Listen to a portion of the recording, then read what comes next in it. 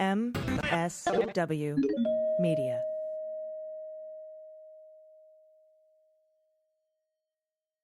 News with swearing. Daily beans, daily beans. Daily beans, daily beans.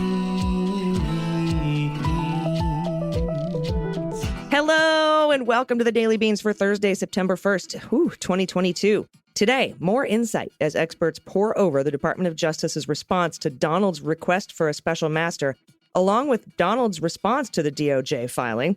Alina Habba has testified in New York State that she personally helped search the NARALago documents pursuant to the Mesa subpoena. The Republican DA in Mesa County, Colorado, asks the feds to also investigate election denier and voter data thief Tina Peters. According to an unnamed source, the Department of Justice will wait until after the midterms to make a charging decision in the documents case. And John Eastman appeared before the Fulton County District Attorney and asserted the Fifth Amendment and attorney-client privilege protections.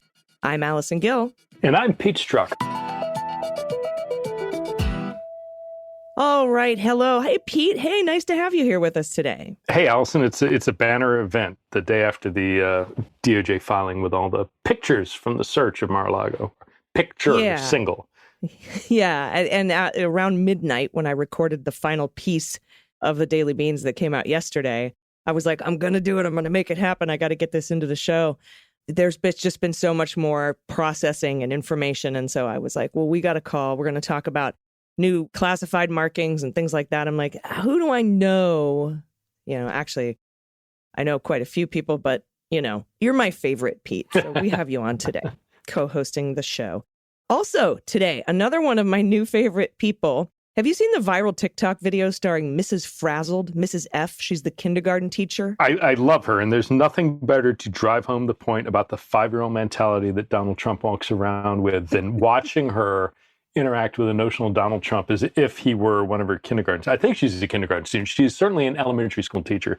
I don't know if it's kindergarten, but she's amazing. She is a kindergarten teacher, and she will be joining me today for a little bit. No kidding. Respite between, yes, she's so awesome. And I know you've got some big feelings. It's just. I'm gonna have to stick around, silent in the background, just to listen. That's fantastic. She's amazing. She is, and one of my favorite new people, national treasure. She is Mrs. Frazzled, and actual kindergarten teacher. And so after that, you and I will read some good news. Listeners submitted good news. If anyone has any good news out there you want to send in, you can send it to dailybeanspod.com and click on contact. I'm also happy to announce Dana Goldberg will be back Monday. So I'm very excited to see my friend. It's been, I think, 2 weeks now. And then she was gone for a week before that. So I've really missed her. And so she'll be back with us. I mean, though, I really have to thank you, Pete, for filling in a couple of times while she's been gone. Yeah, of course. I was going to say, if these sorts of updates happen when she is on leave, just find a way to pay her to stay on leave for another couple of months. And we'll probably be in a much better spot in our country if this is the sort of result that she gets.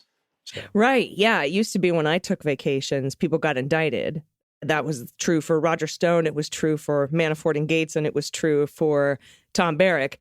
And so now, like when I take a vacation, it's really mostly to entice the Department of Justice to indict someone. I send them an email. I let them know I'm going to be out of town, and it would be a good time. And I think I should be taking, in November, it will be my 30-year high school reunion. And so I will be on a little bit of a break for that. And that's a perfect time right after the midterm elections for Department of Justice to drop some stuff. And we'll talk about that 60-day/90-day unwritten policy and what it means, and a little bit about Merrick Garland's new memo that says, also like super duper Hatch Act right now. You can't, non-career guys, you can't even go to fundraisers like you used to be able to. So he's really tightening the ship up. And I'm assuming that that's for a reason other than to just have a rad independent Department of Justice. But we'll figure it out. We have a lot to get to. Let's hit the hot notes. Hot notes. All right, I've been dying to talk to you about this Department of Justice filing. I had said multiple times, Pete, boy, if he had just kept his mouth shut, things would be so much easier for him, because Merrick Garland has said every time you ask him a question at a press conference about whether or not he's investigating Donald Trump, he always says the same thing. We will follow the rule of law and the facts without fear or favor. And the DOJ only speaks through court filings and indictments. So to open the door wide for the DOJ to file something was just really, really stupid. So I'm wondering, aside from those considerations, what struck you the most when you first read through that 36-page filing? That it's a lot more damning and has a lot more information than the redacted search warrant affidavit that we got whenever, I mean, it seems like a month ago, but I think it was sometime last week. There is, in terms of the granularity of data of what was found, in terms of the reasons that they believed material was still there, pointing to potential acts of obstruction, what the government believes to be obstruction. There's a lot more detail on this. I mean, it's kind of like Trump's and his attorneys were like that irritating little kid on the playground who like keeps poking you. You're gonna say, "You're gonna hit me, gonna hit me, gonna hit me," and DOJ finally had enough and just flat out, swung and knocked him out. So I think this is when you lead with your chin, that Trump, particularly in the context of really bad advice from attorneys, I think you get what we saw last night. And so it was.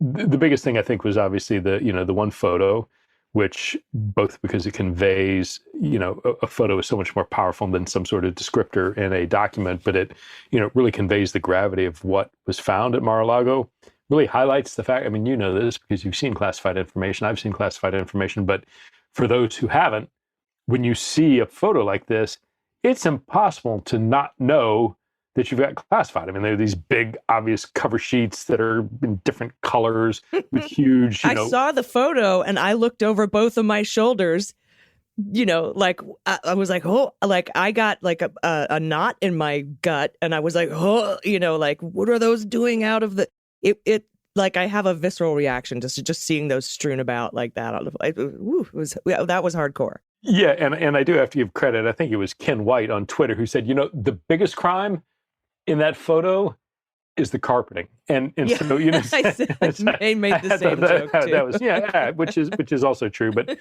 given the sort of Trump sort of style, that isn't surprising, but it is simultaneously disgusting and kind of lowbrow, rich Manhattanite wannabe who will never quite ever get in that room. But anyway, no, that photo. Again, just served as a very easy representation, very accessible way for people when they look at it, whether they have been in the government, which, same sort of reaction. When you see that, it's like as a former clearance holder, current, maybe I am, I don't know what my current clearance status is, but that gives anybody who's ever had a clearance shivers. But it also, again, for anybody who didn't, you look at that and you're like, come on, there's no way that anybody who's signing an attorney signing an attestation that they looked everywhere and they didn't see it, that there was nothing there. You can't miss it. I mean, it's pretty apparent. Yeah. And I think one of the things that stood out to me, a couple of things, wondering your thoughts on these too.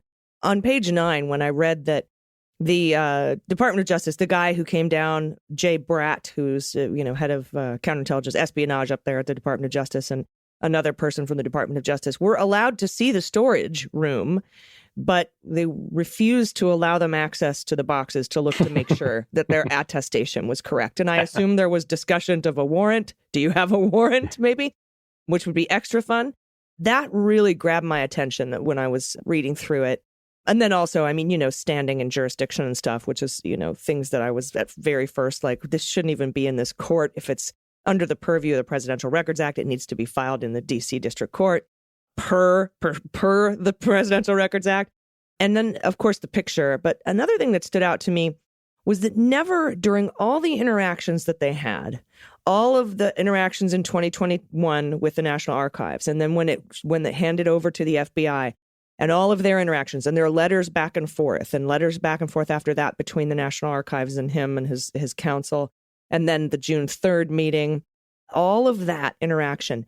And Trump actually, saying that he wanted more time before NARA handed it over to the FBI. All of that, never, ever was it mentioned anything about executive privilege, anything about attorney-client privilege, or any mention that he had declassified these, which you would think would stand to reason if the head of espionage is at your house and trying to get some documents back.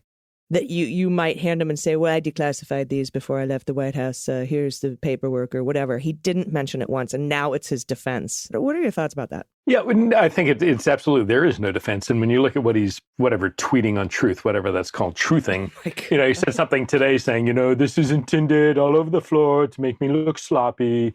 I had these in boxes. It was the FBI who took them out. So he's saying he had them all packed away, that they were, that they were in his possession. So he's kind of a walking confessional of odd statements that, anything that seems to trigger his insecurity or any sort of implication that he is not smart, not neat, not charming, not whatever, he feels compelled to incriminate himself in trying to defend that, oh no, I did appreciate all this. I was super smart and understood all this. So I think the thing, to your point about Jay Bratt going down there are a number of things, and it details, again, to the point that this wasn't in any of the unredacted material of the search warrant affidavit. We see it here, that there's this conversation and some of the communication from the Department of Justice saying they told him in earlier this year, since January 21st of 2021, there is no room at NARALago that is certified for the storage of classified information, period. And so that they've been on notice for that for God knows how long. And so it really is building the case that time and time and time again, Trump and his attorneys were told about the requirements for storage of classified information. We're told that they weren't authorized to have it. We're told they needed to return it. They never said, oh, this is, what you said, that I've declassified it, so it doesn't matter. That it all points to a knowledge of the fact of what they were supposed to do and that they weren't doing it. And so I think, again, some people are very gung-ho that, yeah, this absolutely means he's going to be charged. I am not that far down the path. I'm now at the point where I think it's probably more likely than not that he will be, but 51, 52% is certainly less than, I hear some folks that sound like they're, 100% metaphysical certitude. I don't know that we know enough to say that yet.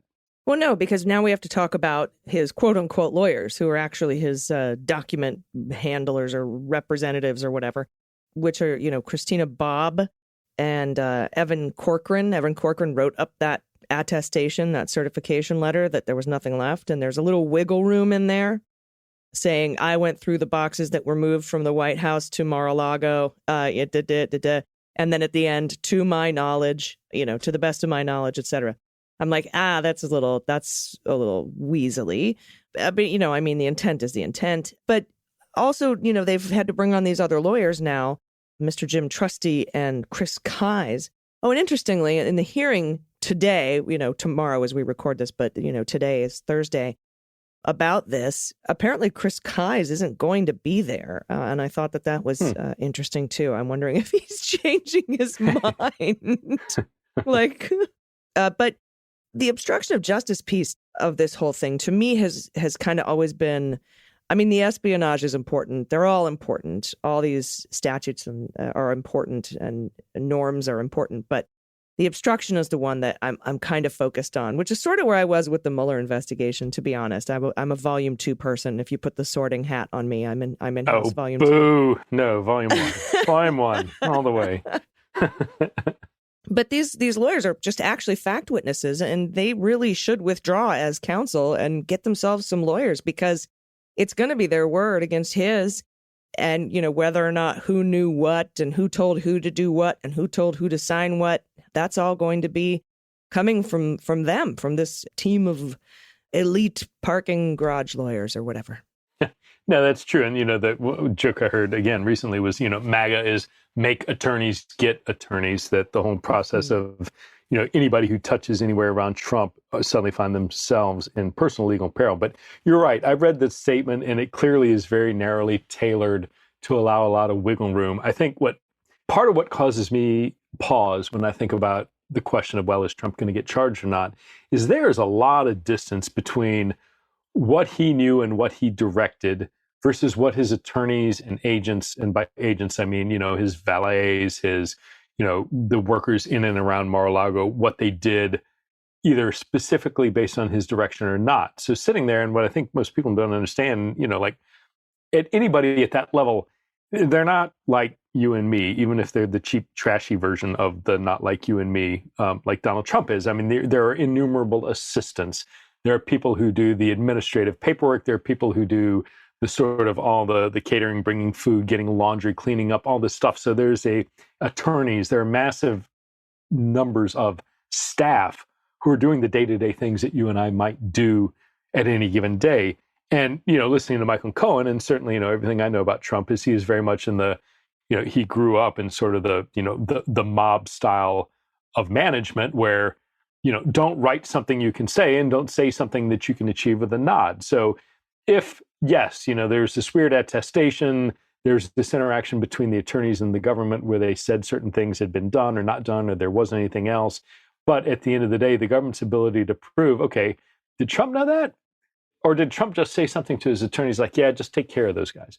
Well, you and I might know, take care of those guys, what we think it might mean. But when you take that in front of the jury, I think it's unlikely to say, talk to them, but do not tell them about the secret documents that I'm keeping in the safe in my office, because those are the ones about Macron that I really, really want to keep because I pull them out late at night when I'm feeling lonely. That isn't Trump. He's not going to say things like that. So the problem is, from a criminal perspective, if you want to build a case, you need very deliberate, concrete statements like that. You can build circumstantial evidence, but that's much more complex and subject to reasonable doubt than if you had these direct instructions.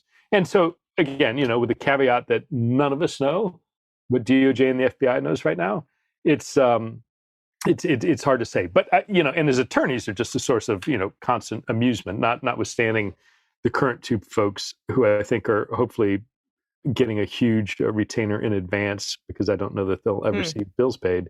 The Habbas of the world, the parking garage queen of law is just doing more harm than good, I think, when they go out and make public appearances at this point. Yeah. And circumstantial evidence, like, for instance, and they brought this up specifically in the filing, the passports found along with some of the documents and these classified, confidential, top secret, et cetera, documents intermingled with his personal effects, because fingerprints aren't going to do it.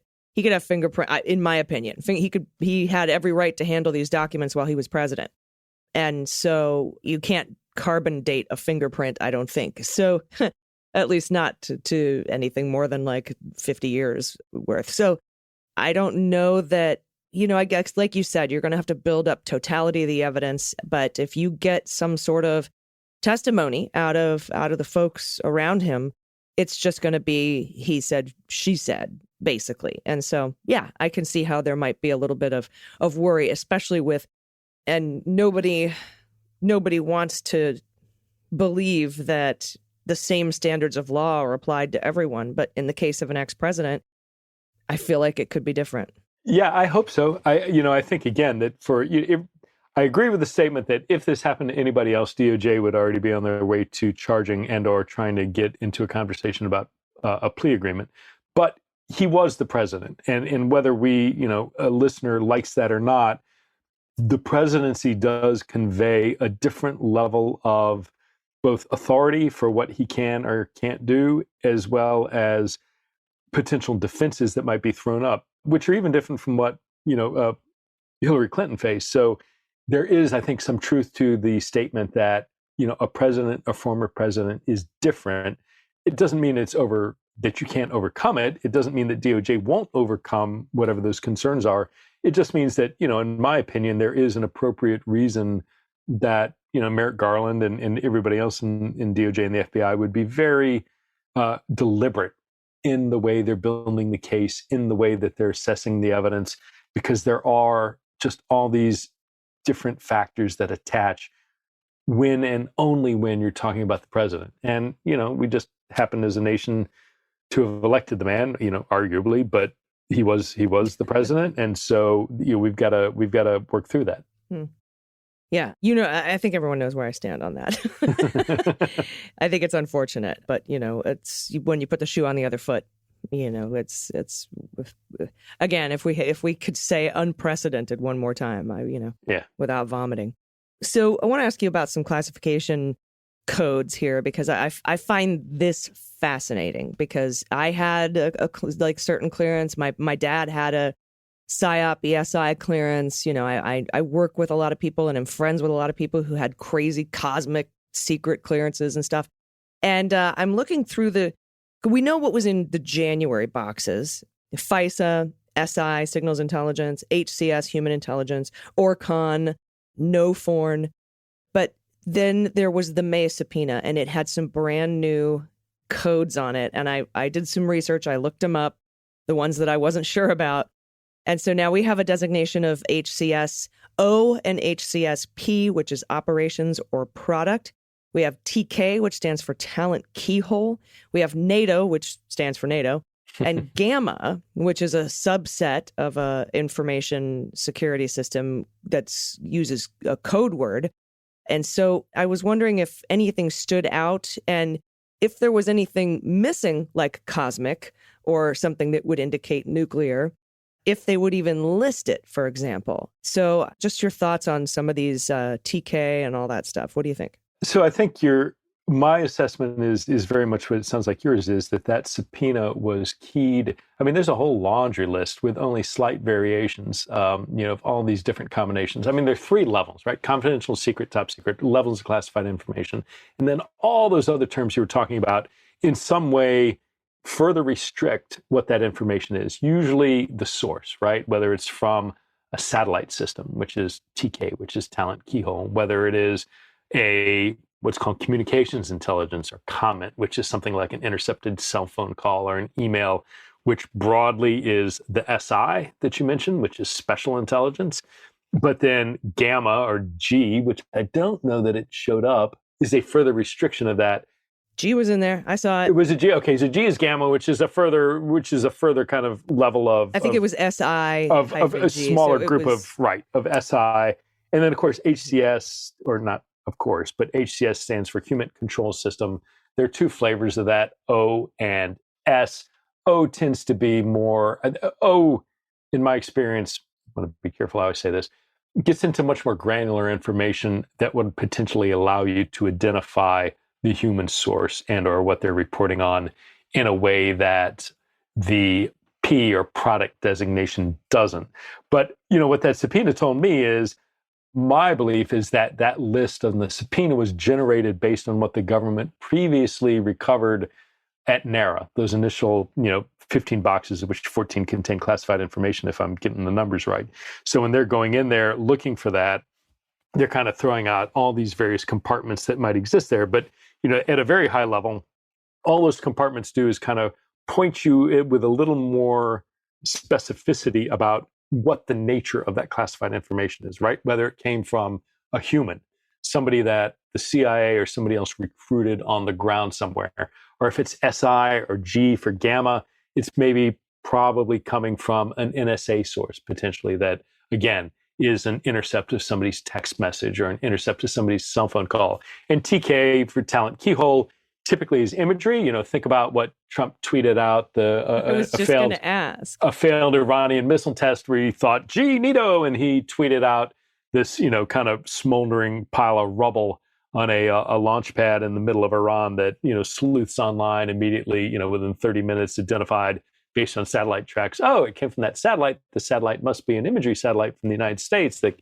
has this sort of resolution at this sort of range. I mean, it's just wildly irresponsible because Donald Trump wants to do his little touchdown dance in the end zone and rub Iran's nose in the fact that their missile blew up on the pad. So all those little letters and compartments for a civilian, for an observer on the outside like us, kind of point you to the sort of information that was in that highly classified information. Again, my belief, my assessment is the things that they found at the initial NARA seizure. And then the last one, of course, 2 things. One, what I didn't see, I don't think is, there is. So SAP, or SAP, is for Special Access Program. Those are typically, which is among the most bothersome for me in this list, because those aren't, there is a lot of classified information, the HCS, SITKG, you see a lot of, but SAP material is not at all that common as those other things. And typically those special access programs refer to broadly and this is going to be probably not satisfying for your listeners. On the one hand, operational type activity of a certain type, or think more like specific technologies and weapons components of weapon systems that are, if there's some really, really sophisticated, really classified way that a U.S. fighter aircraft is able to do something, or a particular sensor. Right. So when like Donald talks about the hyperspeed, whatever. Right. If there's something in that hypersonic missile technology that the U.S. has like a really advanced capability, that'll get dumped into a special access program. And that's really restricted, the details of that, far more than the rest of these HCS, SITKG stuff. And then the last thing you see, there's at the end, the like third from the last on that subpoena, there's something that says FRD, which is formally restricted data. And that refers to nuclear weapons information. And a couple of points to that. One, even though so there is RD, or restricted data, and then in this case, FRD, formally restricted data, it's still classified. But another reason that's important is the restricted data, or formally restricted data, RD or FRD, isn't a classification per se. It's not something, it's established by the Atomic Energy Act. It's a law. It is not something that the president designates like classified information. So whereas the president does have broad authority to say, I'm declassifying this, a president doesn't have authority to say, this is no longer restricted data or formally restricted data. So it's a nuance as far as the law is concerned. I really don't think DOJ would try and go and hang their hat on like, oh, you didn't have authority to declassify this because it's not a classification. I don't see them bringing Atomic Energy Act charges. But at a high level, that means within that data, I'm willing to bet that NARA had, that got from NARALago, there's information in there talking about nuclear weapons. And which, again, why the hell does Trump need that? Why does he want that? Well, the man can't split the atom. I mean, if it's NATO technologies and stuff like that, I mean, I remember one of the very early on Mueller, She Wrote episodes. It was back in December of 2017, was about the Middle East Marshall Plan and Flynn and Bud McFarlane and KT McFarlane and everybody wanting to build reactors over in Saudi Arabia. Probably not so that they could have nuclear power, but so that they could have a centrifuge and develop nuclear weapons. I mean, everything is speculation at this point, but it just seems like everything he's always bragged about that was weird and came out of nowhere seems to match one of these classification knots in this subpoena and in the boxes of January. The FISA, I mean, come on. They spied on my campaign. They spied on Carter Page. It's just... It all sort of wraps up somehow. So now I just need to ask, what is the aliens classification if you're talking about alien stuff? Yeah, I cannot tell you other than to say that I had occasion to... Sure you can. We're friends now. I can. I know. Yeah, we're friends. So let's just share it with the world here. I did on occasion have interaction with unexplained phenomena as an FBI agent. So I'll just leave it at that. I'll drop that tease out there and get all your UFO conspiracy theorists all spun up. I don't know about conspiracy theories. My dad worked at Cunea when one of the Titan nuclear missiles went missing. Not a fun day, probably. Oh, but the information that came out about what happened to it was always very, very interesting. We'll just leave it at that. But I never knew what the classification was, other than he had a PSYOP BSI clearance. But that was for probably the nuclear tabletop games that he was running. My mom had one too. She's convinced it's because she worked in the Navy ship parts library. I explained to her that it's because you're married to Dad. She's like, no, the ship parts are very, very top tier. I'm like, Mom, I was the ship parts librarian for nuclear vessels, and I only had a secret clearance, so I'm not sure what you're talking about. But I didn't argue. I'm like, okay, Mom, yep, very important clearance. And she asks me every time there's something in the news about top secret documents. All right, moving on to the next topic here. By the way, we were waiting for Donald's response. It's due about a half an hour from now. I haven't seen it. I kind of was imagining it would just be like, whatever, we'll see you tomorrow. I have no idea what it'll be. He only had a very short time to prepare an answer. His lawyers aren't the best at doing that. So but we'll report on it as soon as we see it. He does his finest work when he's on his feet, and I have no. I am disappointed that it seems like the Habbas and the original cast and characters are not the ones working on this any longer. I feel like we let her off far too easily in this show. But be that as it may, we can. Well, I was just about to talk about Alina Habba, but before. Oh, good. Well, no, we haven't. Please, Allison, I'm sorry. Go ahead. Before I did that, I wanted to talk to you a little bit about people seem very upset that apparently two sources, this reporting, I don't know how I feel about it, but a couple of sources have told Bloomberg that the Department of Justice, if they choose to indict Donald Trump, they aren't going to do it until after the midterms. That has angered a lot of people because they say, well, Donald's not even a candidate. He's not running in the midterms. But the memo, the Department of Justice policy isn't really solely focused on just candidates running for office. I mean, if it impacts an election, if it impacts a party, if it I'm sure that the pendulum has swung to conservative feelings ever since Comey did what he did about, keeping a low profile in the 90/60 days prior to an election.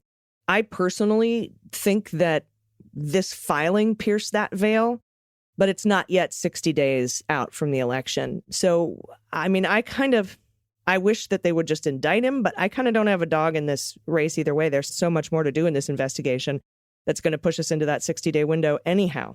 Yeah, for sure. I don't think there's any way, given the things that they still have, that given any timetable, even looking from the outside, that they'd be ready to go and charge anytime soon, certainly before the election. I think, the damage assessment is going on right now, this sort of equity review by the intelligence community to look at all this classified material, tell us, DOJ, whether or not it's appropriately classified.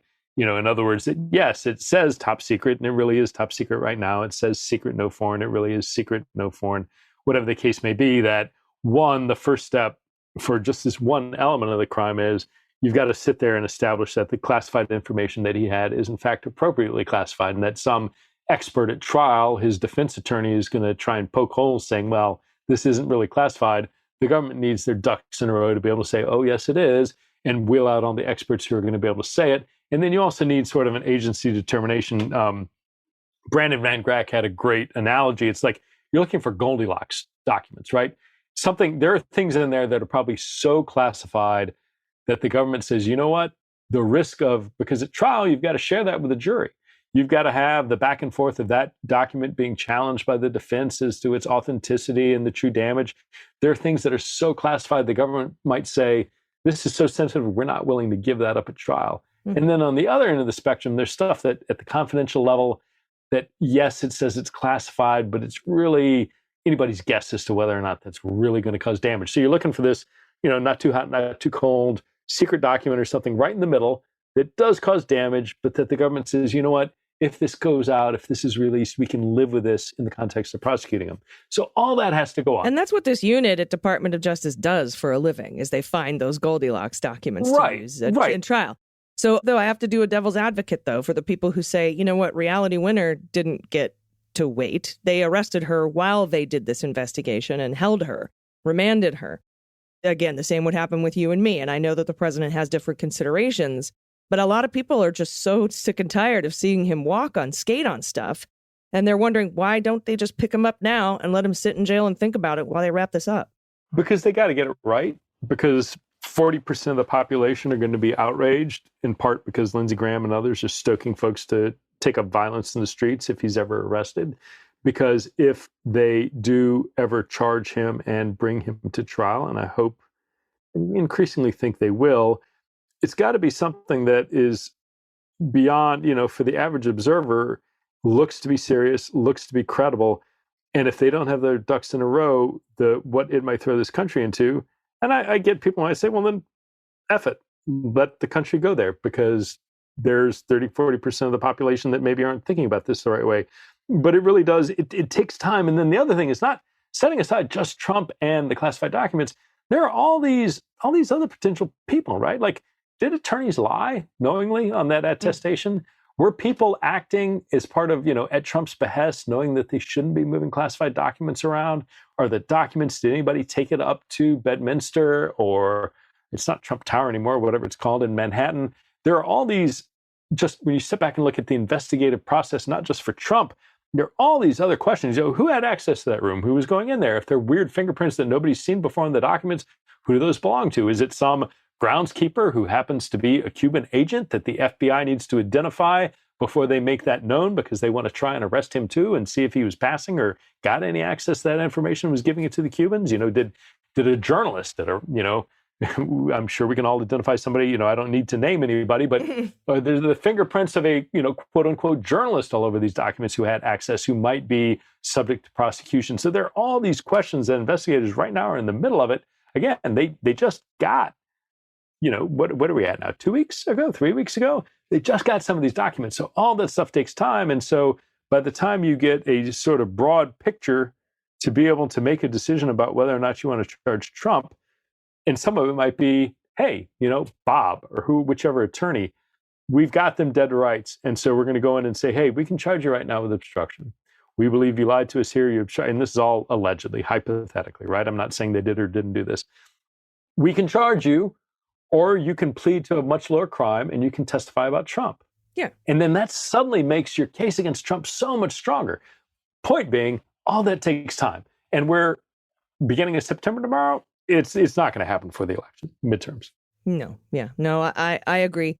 And, I want to say that it's not necessarily like a point of clarity here. I don't think, personally, I don't think DOJ needs to wait until after the election to take overt investigative steps against Donald, whether it's indictment or something else. But the DOJ, according to sources, says that they do. And this is their longstanding policy. And I can disagree with that policy without thinking that Merrick Garland is protecting Donald Trump. I mean, it doesn't have to be this extreme one end or the other. Now, I promised that I was going to talk a little bit about Alina Habba. She told New York State Court that on May 5th, she conducted a search of Trump's private residence and office at NARALago, and she was so diligent, in quotes, it included all desks, all drawers, nightstands, dressers, closets, etc. She was looking for records in response to a subpoena issued by New York Attorney General Letitia James. So now she seems to have been implicated in, and it's a far cry from she's implicated in this to, what I guess we have to figure out. She has to be questioned in this particular case, because obviously when we look at that photo that was released with the DOJ filing, it's clear, big red letters, But were those documents in the spaces that she searched at the time? Could she have conceivably missed them because she wasn't looking for those and thought they were normal and didn't pay attention? I'm not sure, but she is now a witness in this case too, simply because of that. Yeah, and I think my immediate thought is she is based on her statements, and she said earlier, I guess today, somewhere that DOJ and FBI are looking into quote unquote mundane crimes like espionage. Now, I think she meant to find the word obscure, and the synapses didn't quite fire in the right way to get her to that word. But my assumption is at this point, she may be reaching. That's very, very kind of you. Yeah, she may be reaching for the Eric and Don Jr. defense that I'm like too dumb to break the law. I just, I saw these classified documents with all these cover sheets and bright, again, huge 2-inch font saying top secret. And nothing triggered in my mind that, he shouldn't have these there as I was doing. And again, her whole presentation on all these shows does nothing if not scream diligent competence. I mean, that is the sort of professionalism that she conveys. And I can completely understand Trump. My theory, sorry, I'm being like horribly catty. My theory is this is all a campaign and an audition for Fox News to be a younger, more sober replacement for Judge Jeanine. That is, I think that is her, if you peer behind the curtain, that's the entire goal here. But again, so instead of Judge Box of Wine, it'll be Judge Yerba Mate.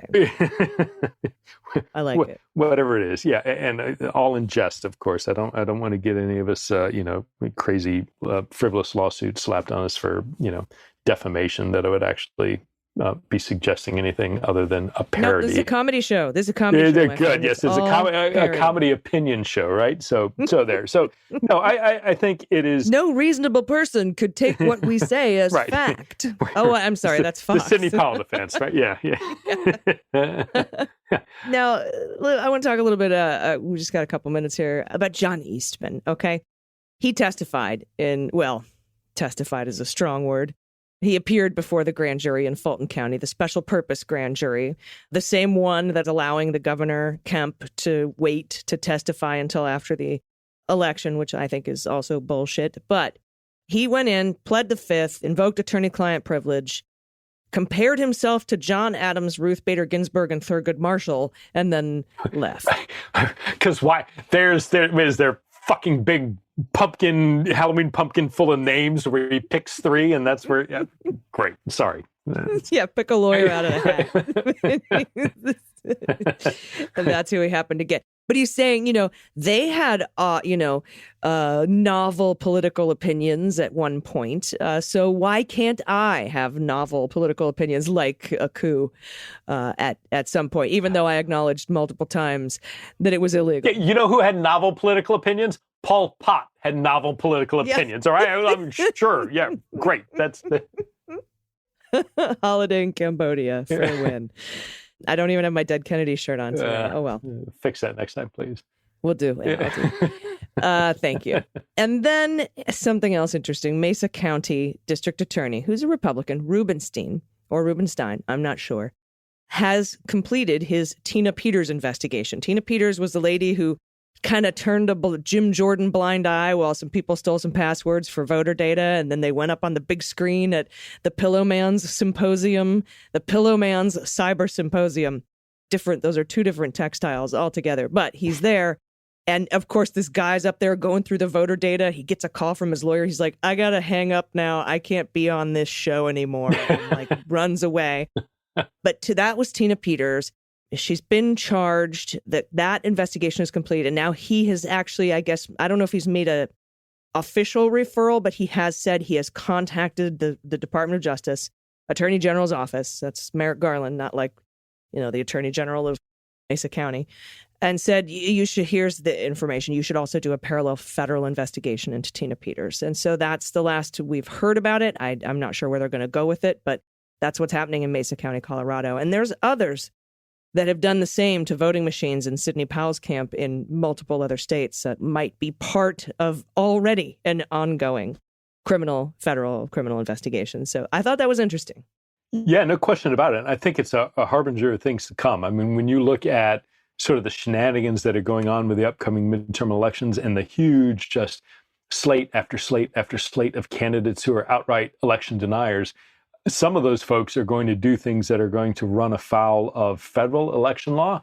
And I expect this is the sort of thing that we're going to see more and more of. I think it's the kind of thing that are going to cause people like you and me to go dive into what is, federal elections law. But I think this is the beginning of a trend rather than an isolated event. I'm glad they're doing it. The fake electoral college slates were something that it appears were identified at first by the states. So there's certainly a role for state law enforcement authorities and prosecutors to identify things that look like federal crimes. And so, again, I would stay tuned, and I would expect to see more things like this. Yeah, samesies.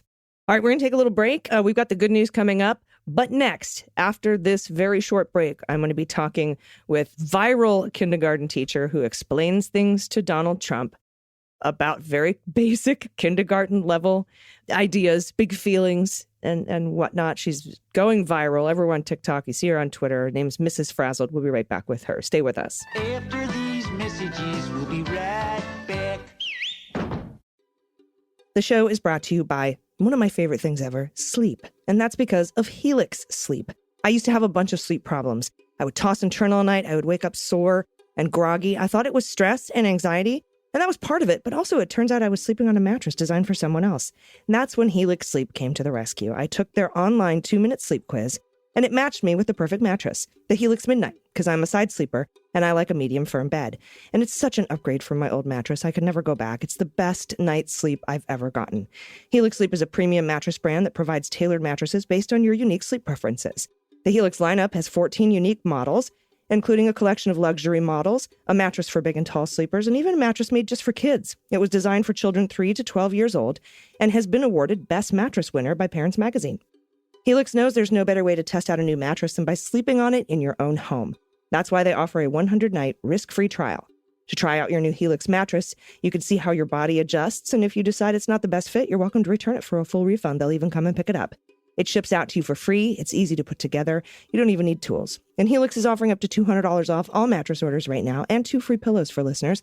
Go to helixsleep.com/dailybeans. With Helix, better sleep starts now. You may not have those. No, thank you. Friend, do you want me to hold your little hand while I can tell that you're having a really big feeling right now, okay? I get it. But we have spoken about not keeping secrets. Surprises are okay. Surprises are good things that have an end date, right? But we cannot keep secrets from the Department of Justice. Got it? Okay. So listen, people are not being mean to you. People are frustrated, okay? And I'm frustrated too. But tomorrow, we cannot go play golf because we cannot commit treason and then go play golf, okay? We cannot play president either. Friend, I need you to have a safe body, okay?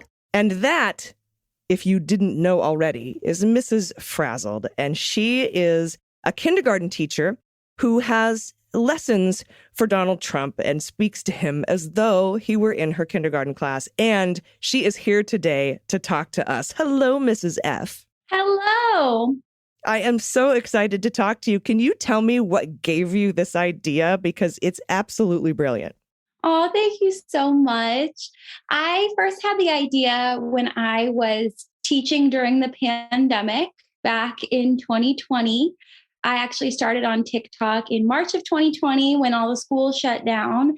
And it got me thinking, I'm teaching kindergarten at home and I'm using my kindergarten voice a lot more around my husband. And I started thinking, well, what would it be like if a kindergarten teacher started talking to others as though they were kindergartners? And we would joke about it all the time. And then one day, Donald Trump happened to throw a tantrum about getting kicked off Twitter. And that was the first time that I was like, I think he could really use some kindergarten style lessons here in managing big feelings. So that's where it started. Ketchup feelings, we call them at the White House. Yeah, Yes. Big feelings. And it's so perfect because you do just have a natural kindergarten kind of teacher voice already. But when you turn it up, it's like the most adorable thing. And it's like, when I watch the videos, I'm like, I want everyone to speak to me that way. Like, it's just so comforting and amazing. But I love that you had been joking around about your, how you talk to kindergarten. You call it your kindergarten voice. Is that how you refer to it? Oh, yeah. Yeah, because we always laugh about it amongst ourselves as teachers, especially in the early childhood space, because there just is such a cadence that we all adopt. It's very similar to if you've heard people refer to their customer service voice when they're working. We do have that similar thing where we switch it on and off, and it can be pretty funny when it's applied to adults. Yeah, well, there isn't much difference between the way Trump acts and the way a kindergartner acts when they have big feelings, Yes, you're right about that. And sometimes I wonder if he had a kindergarten teacher who really helped him manage his emotions, would we be seeing the kind of tantrums that we see now in the White House? No, probably not. And, there's a lot of important lessons that we learn in kindergarten that apply for your entire life. So I absolutely love these videos. Keep making them and tell everyone where they can find and follow you so they can watch some of these incredible videos. Thank you so much. I'm Mrs. Frazzled on all platforms, and you can find me on TikTok, Instagram, or Twitter. Awesome. Thank you so much for your time today. I'm glad you could spend a little bit with us, and I appreciate everything you're doing. Have a great day. Thank you. You too. Everybody stick around. We'll be right back with the good news. Thank you so much for cleaning up the ketchup, my friend. That was really responsible, and I appreciate that. Are you feeling calm and safe and ready to talk? Okay, great. How are you feeling now? Sad. Yeah, Yeah, I get it. Frustrated, maybe? Me too. Do you understand why they took those items from you? No, not for no reason, friend. Those did not belong to you. You took them home and you were not supposed to, so they took them back. The FBI. Yeah. We need to start taking some responsibility for our actions. Do you know what responsibility means? Listen, everybody makes mistakes, okay? Even grown-ups make... You're a grown-up. Okay.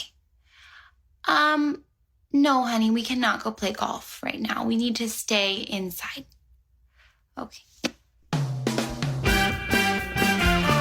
Hey everyone, it's AG from Mueller, She Wrote and the Daily Beans. It's Mariah from How We Win. It's Stephanie Miller from The Stephanie Miller Show. Steve Pearson from the How We Win podcast. Hi, it's Brett Meiselas from the Midas Touch podcast, and we are joining forces to support the How We Win Fund. The midterms are coming, and the best way that we can fight back against the Republicans is to support Democrats in key battleground races. Our democracy is under attack, but we don't agonize. We organize. Together we can protect and expand our Democratic majority this November. Join the MSW Media family of podcasts and support the races that need us most by donating to Swing Left's National Impact Fund. It takes the guesswork out of where you'll have the most impact, and 100% of the donations go directly to our most important races. So go to swingleft.org/fundraise/howwewin. Donate what you can, share this with your friends and family. And let's show the GOP that the grassroots persistence is here to stay. This is How We Win.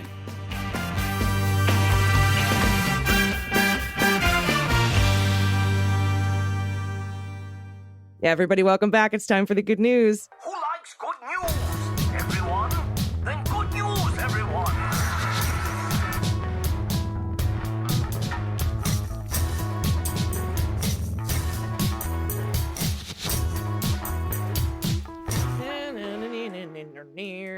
Good news, good news. And if you have any good news, corrections, confessions, you want to play What the Mutt, where you share your rescue pup with me and I badly try to guess how many breeds are involved, send those photos in. Halloween photos I take all year, although Halloween is coming up again, which is rad because that's my favorite time of year.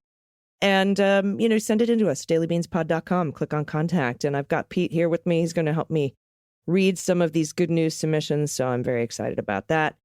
And for some reason, my entire good news thing disappeared. Oh, there it is. I brought it back up. Technology. I've mastered it.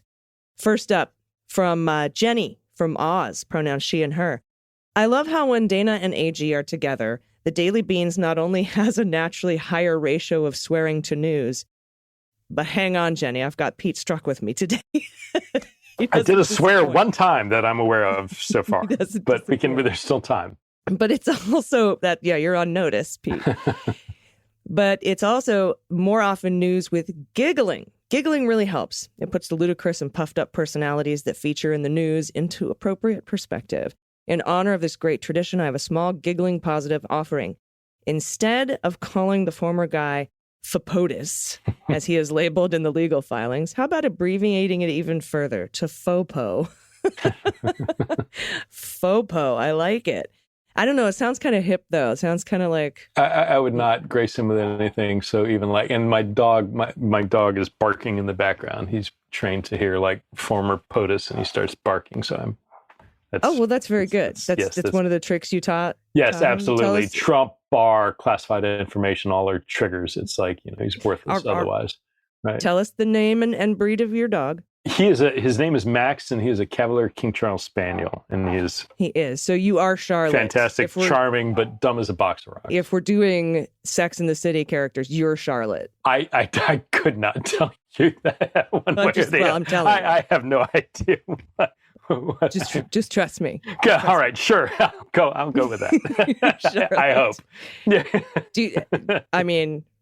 Park Avenue, Cavalier King Charles, definitely. Okay, more from Jenny. Caught my girl yawning for the pet tax. Oh, look. It's a big puff of white fur with a black nose, a red tongue, and two tiny little teeth on the bottom. It's very sweet.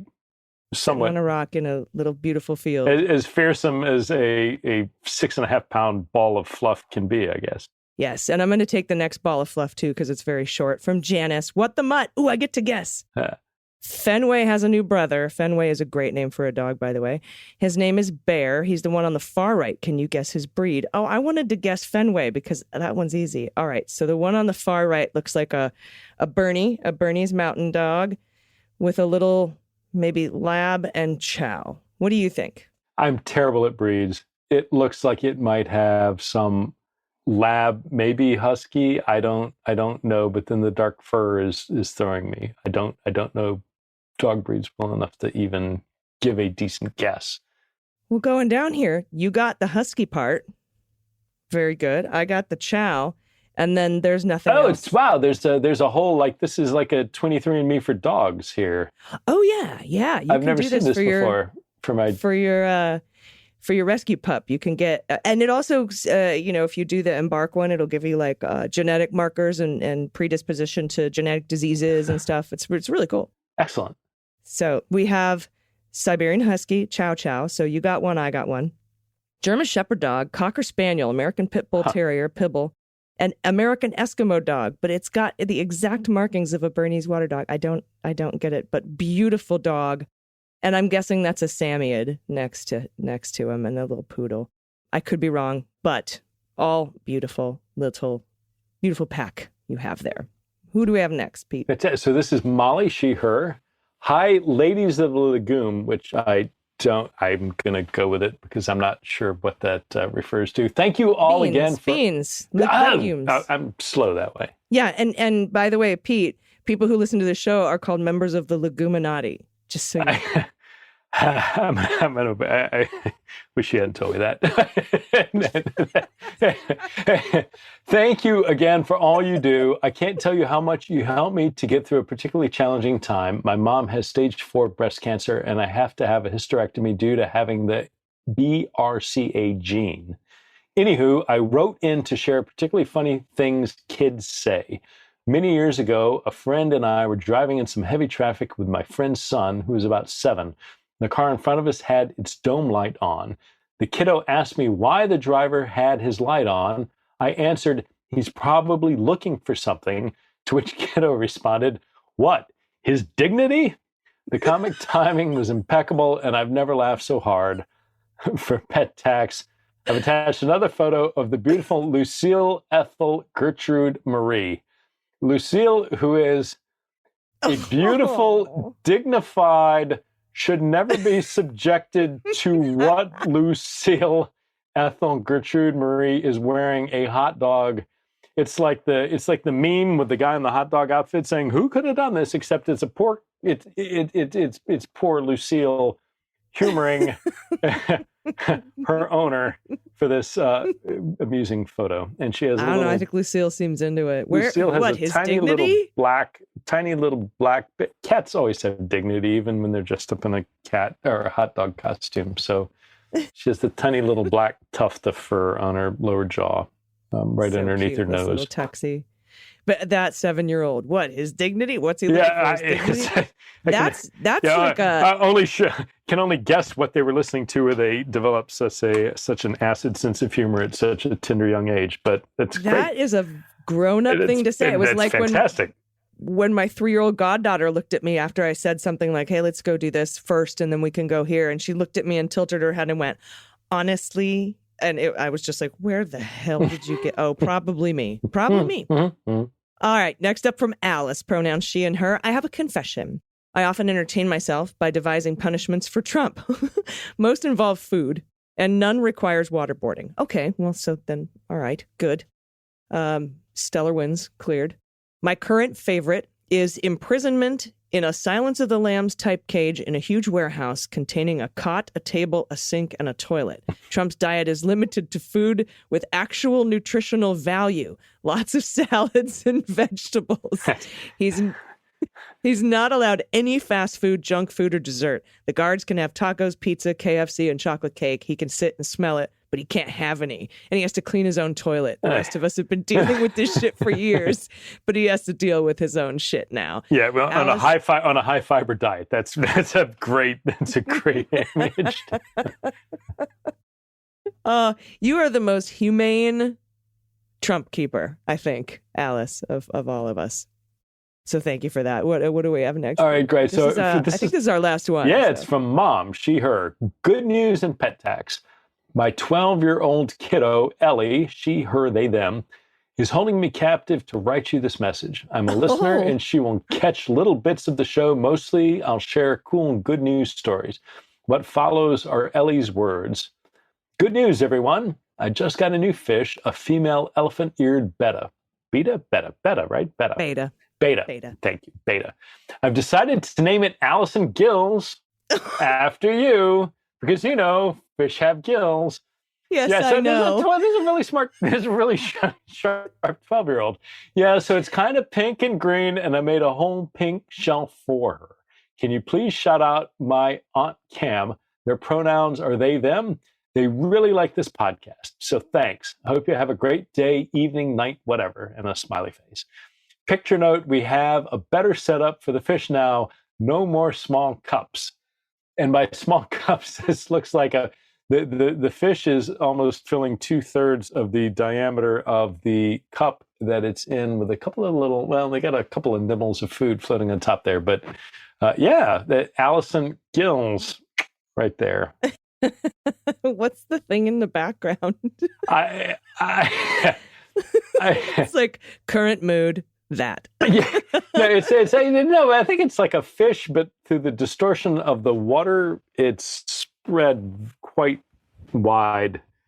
I feel like it's a plush stuffed fish. I can't tell, but the beta is beautiful, and that's a lovely name, Allison Gills. I am honored. And shout out Aunt Cam. Thank you very much for listening, Pete. This has been a blast. It always is. Yeah, for sure. So I just want to, make sure that everybody knows Dana will be back Monday. Not that anyone's not enjoying your company, Pete. I enjoy your company. I appreciate you coming on. Maybe I can talk you into coming in tomorrow. I don't know. We'll see. But who knows what else is going to come out in the next couple of weeks. Trump's response is going to be here come tomorrow. So you got that. Check and I was going to say, I haven't pulled Twitter to see if there's anything there.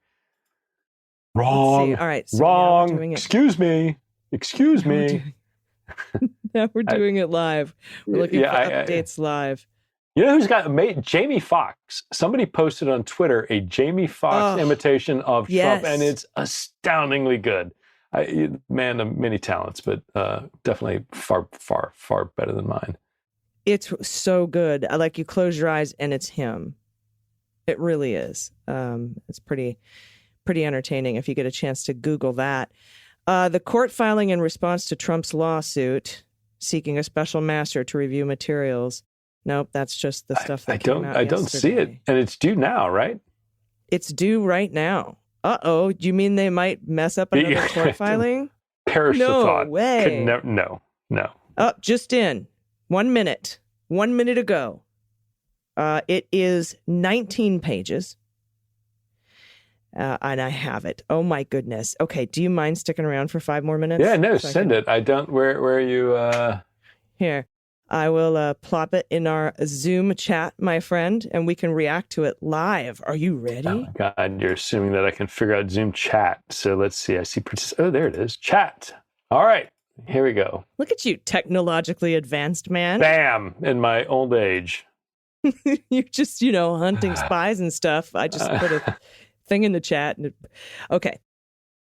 Movement's reply. President Donald Trump, through his undersigned counsel. That's great. Keep going. I'm reading ahead because you're reading out loud and you're about to get into the Trumpy of the Trump. Keep going. Providing this court with the response to the movement's motion for oversight and additional relief. Here we go. This week, after unprecedented, unnecessary, and legally unsupported raid on the home of a president, and possibly a candidate against the current chief executive in 2024. The government, represented by the Department of Justice, DOJ, in case you didn't know, and the United States Attorney's Office has filed an extraordinary document with this court suggesting the DOJ and the DOJ alone should be entrusted with the responsibility of evaluating its unjustified pursuit of criminalizing a former president's possession. Did you read the thing? Because they gave the classified documents to the ODNI, not the department. Right. And all this was approved and procedures approved by a federal magistrate judge. So it is not, it's, the entire Article 3 side of the U.S. Constitution of our government approved the procedures to be used here.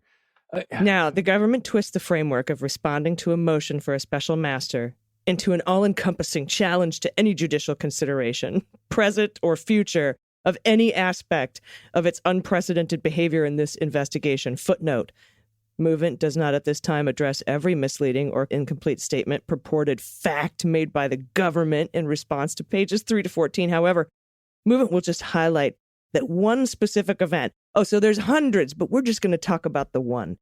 The June 3rd meeting has been significantly mischaracterized in the government's response. If the government provided the same untrue account in the affidavit in support of the search warrant, then they misled the magistrate judge. Oh, my God. Yeah. Oh, my God. Dude, this is bonkers. Its argument against oversight begins with a contention that somehow the movement lacks standing. Yeah. To object to a search of his home. You aren't objecting to the search of your home. You were trying to get stuff back and stop the government from going through it, and you didn't ask for injunctive relief. This is, all right, already, like, who signed this? I'm going to the end. So it was Halligan, Trusty, and Evan Corcoran. And one of the questions was whether or not anybody would identify to the court that, in fact, Evan Corcoran was at a minimum a fact witness to all these things, if not a potential subject of the investigation for a wrong or certainly incorrect, if not false, attestation that, they searched everywhere and there was nothing there. So nevertheless, he continues and signs it. So conclusion, I'm just going to go to the conclusion here. Yesterday, the Attorney General found an unrelated opportunity to announce that the DOJ hold ourselves to the highest ethical standards to avoid even the appearance of political influence as we carry out the department's mission. That's the memo I was telling you about, that career appointees can no longer attend fundraisers.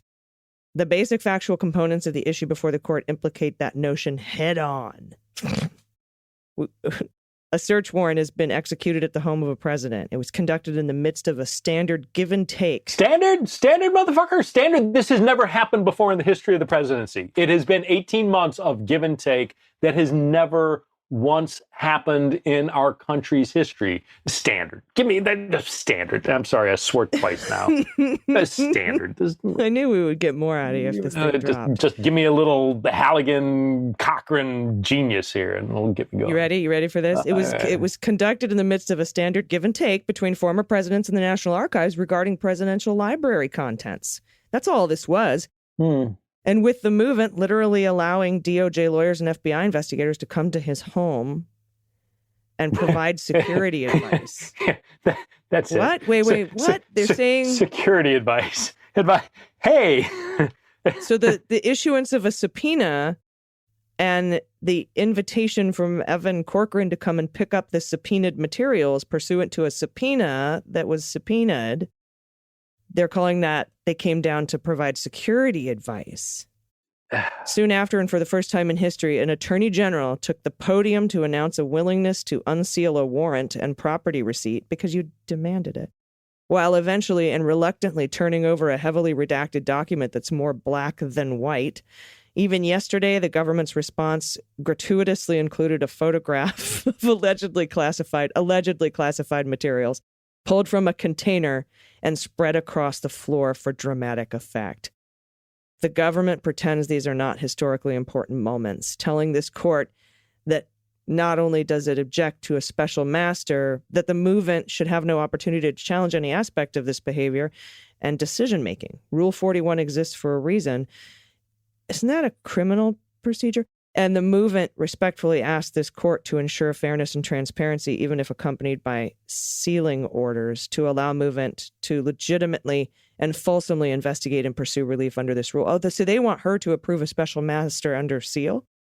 Go ahead. And it just runs out. A fair-minded DOJ and a truly embrace the highest ethical standards would and should agree. This is not a legal document. This is not a serious legal document. No, this is A, clown law, and B, the cat's out of the bag. I mean, this is.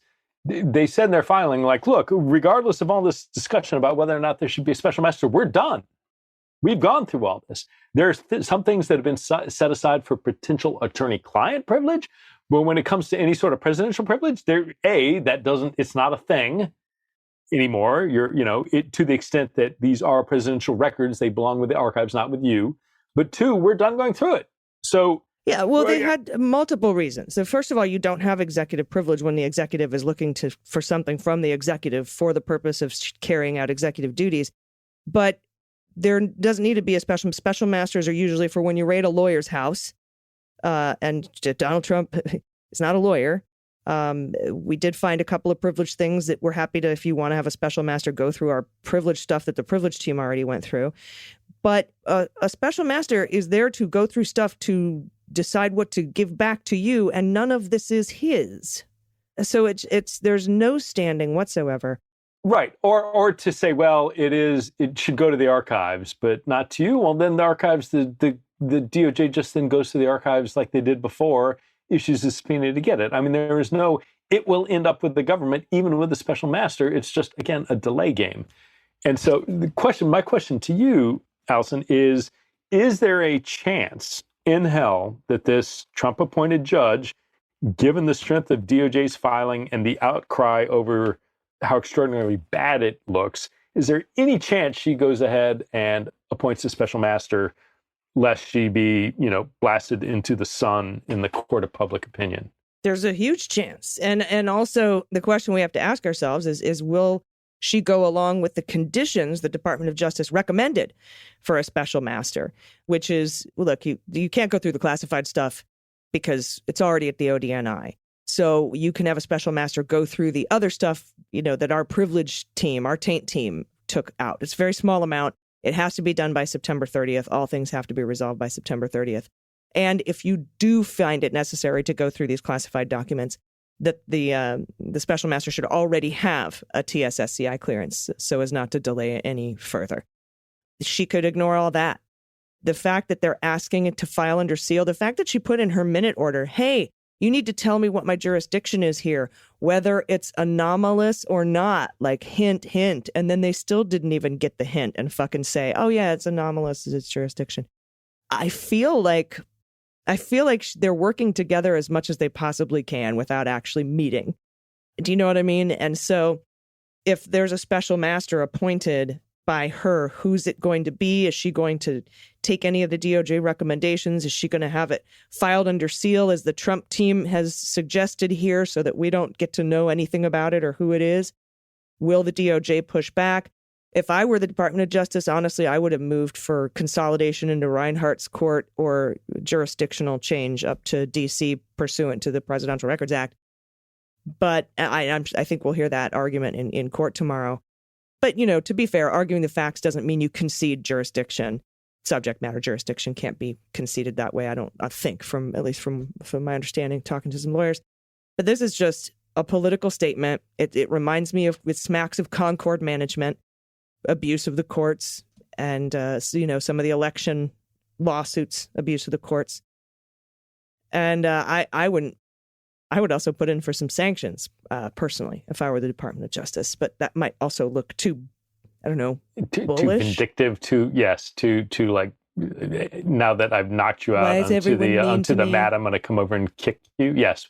Why is everyone so mean?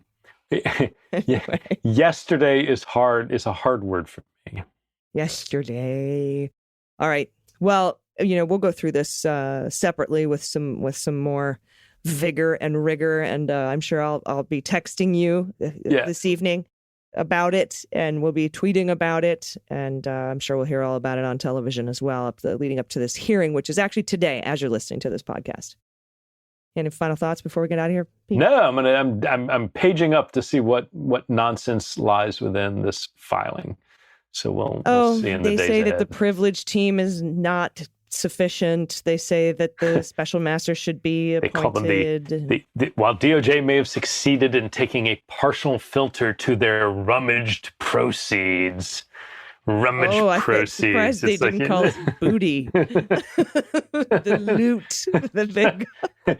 It's a NARALago, like the old, like the pirate ship, the little booze cruise with like all the like, woo! Alina Habba up there on deck with a big bottle of tequila, writing legal briefs and, firing the fake cannon. Dump the tequila right in their mouth and then shake their head and blow a whistle. Yeah, that's what's happening in this brief. That is a perfect description of this. It is papas and beer. This brief that's what that is. That's what it's. Margaritaville times 2. It's a Jimmy Buffett concert, and we're all invited, sadly. All right. Thank you very much. I appreciate your time. It's great to talk to you, my friend. I know we went a little bit over time, but I just always have such a great time, and you have such great insights, and so I appreciate your time today, Pete, and we'll talk soon, I'm sure. Everybody else, until tomorrow, I'll be back. Maybe I can talk Pete into it. Until then, please take care of yourselves, take care of each other, take care of the planet, take care of your mental health, and vote blue over Q. I've been AG. And the blue over Q had me thinking. And I'm Pete. Them's the beans. Pete. The Daily Beans is written and executive produced by Allison Gill, with additional research and reporting by Dana Goldberg and Aimee Carrero. Sound design and editing is by Desiree McFarlane, with art and web design by Joelle Reeder with Moxie Design Studios. Music for The Daily Beans is written and performed by They Might Be Giants, and the show is a proud member of the MSW Media Network, a collection of creator-owned podcasts dedicated to news, politics, and justice. For more information, please visit mswmedia.com. MSW Media.